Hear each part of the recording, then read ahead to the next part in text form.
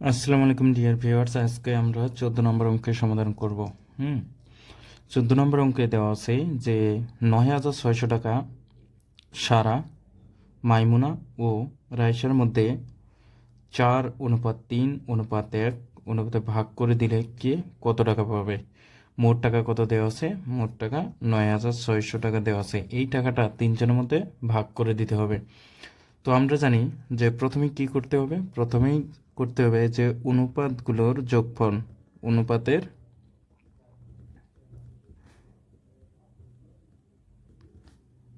অনুপাতের যোগফল, অনুপাতগুলো কি দেওয়া আছে? 4+3+1 সমান সমান 7 আর হচ্ছে 8।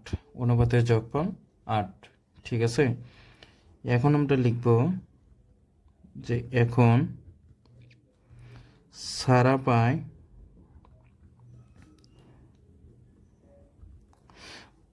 পায় কত টাকা, যে 9,400 মোট টাকার গুণন সারার প্রথমে কত অনুপাত ছিল? 4 অনুপাত ছিল। হ্যাঁ, 4 উপরে নিচে 8। ঠিক আছে, আমরা যদি এখন কাটাকাটি করি যে 4 দুগুণে কত? 8। হ্যাঁ, আর 2 দিয়ে আমরা এখন 96কে কাটবো। 4 দুগুণে 8 আর দুগুণে 16, তাহলে 4,800 টাকা। সারা পায় 4,800 টাকা। এখন আমরা বের করব যে মাইমুনা পায়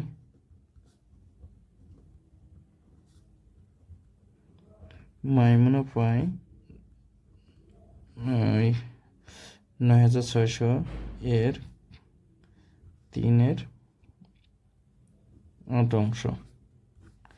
আমরা যদি কাটাকাটি করি, 8 বারং কত? 96। 8 বারং 96, তাহলে 1200। 3 বারং 36, 3600 টাকা। তো মাইমুনা পাবে 3,600 টাকা।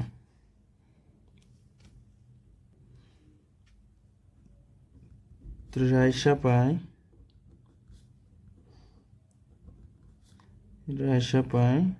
9,600 গুণন 1/8।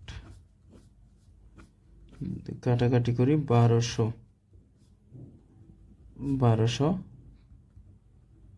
টাকা। তো আমরা লিখতে পারি যে সারা পায় কত? 4,800 টাকা। তারপরে হচ্ছে মাইমুনা পায় কত? 3,600 টাকা। তারপরে হচ্ছে রাইসা পায় 1,200 টাকা।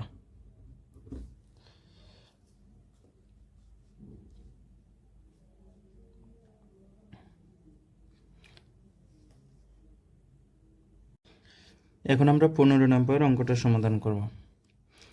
15 নম্বর অঙ্কে দেওয়া আছে যে 3 জন ছাত্রের মধ্যে 4,200 টাকা তাদের শ্রেণী অনুপাতে ভাগ করে দেওয়া হলো। তারা যদি যথাক্রমে ষষ্ঠ, সপ্তম ও অষ্টম শ্রেণীর শিক্ষার্থী হয় তবে কে কত টাকা পাবো। আমরা 14 নম্বর অঙ্কের মতোই করব, যে প্রথমে কি করব? প্রথমে অনুপাতের যোগ করে নিব। প্রথমে কি করতে হবে? অনুপাতের যোগফল। অনুপাতগুলো কত দেওয়া আছে? 6+7+8, 3টা যোগ করলে 21 হবে। এখন আমরা লিখব যে ষষ্ঠ শ্রেণী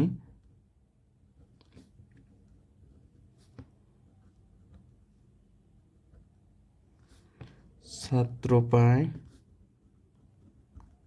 ষষ্ঠ শ্রেণীর ছাত্র পায় যে 4,200 টাকার গুণন উপরে 6 নিচে 21। 21 দুগুণে 42, তাহলে 200 আর 6 দুগুণে 12। 1,200 টাকা। তারপর আমরা সপ্তম শ্রেণী বের করব, যে সপ্তম শ্রেণীর ছাত্র পায় কত? 1500 এর 7/21 যদি কাটাকাটি করি 200, 7 দুগুণে কত 1400 টাকা। তারপরে অষ্টম শ্রেণীর ছাত্র পাবে বা পায়, উপরে হলো 8, নিচে 21, 8 দুগুণে 1600 টাকা। তাহলে 3টা শ্রেণী বের করলাম। ষষ্ঠ শ্রেণী পাবে 1200 টাকা, অষ্টম শ্রেণী পাবে 1400, আর সপ্তম শ্রেণী পাবে 1400, আর অষ্টম শ্রেণী পাবে 1600 টাকা। 16 নম্বর অঙ্কে দেওয়া আছে যে সুলেমান ও সালমানের আয় 5:7, সালমান ও ইউসুফের আয়ের অনুপাত 4:5। সালমানের আয় যদি 120 টাকা হলে ইউসুফের আয় কত? তাহলে আমরা লিখতে পারি যে সুলেমানের আয় অনুপাত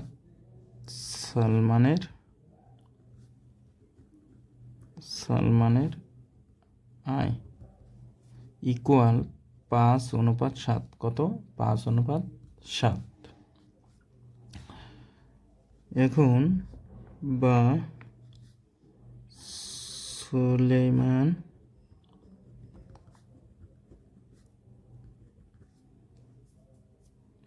ডিভাইডেড সালমান সমান কত? 5 উপরে নিচে 7। বা সুলেমানের আয় কত দেওয়া আছে? 120। আমরা কার টাকাটা বের করব? আমরা সালমানের টাকাটা বের করব। সমান 5:7, ঠিক আছে? বা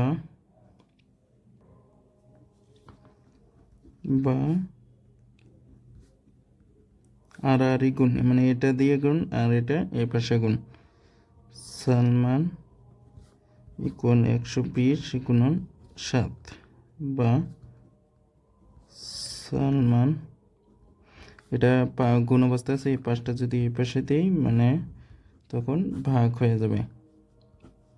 5 দুগুণে 10, 4 5 গুণে 4 7 28 8, হাতে থাকলো 2, 7 গুণে 14 আর 16, 168 টাকা, ঠিক আছে? এখন আমরা বের করব যে সালমান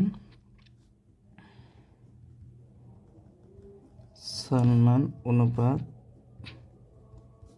ইউসুফ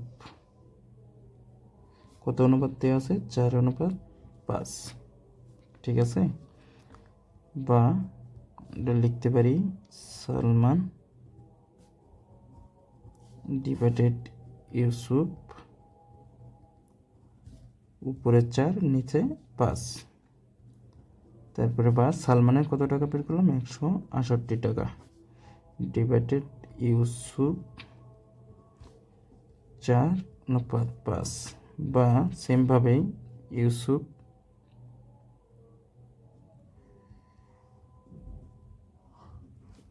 সমান 68 গুণন 5 ডিভাইডেড 4, 4 দিকে 4 × 16, 4 দুগুণে 8, 5 দুগুণে 10, হাতে থাকলে 4 5 20, 210 টাকা। অতএব ইউসুফ পাবে কত টাকা?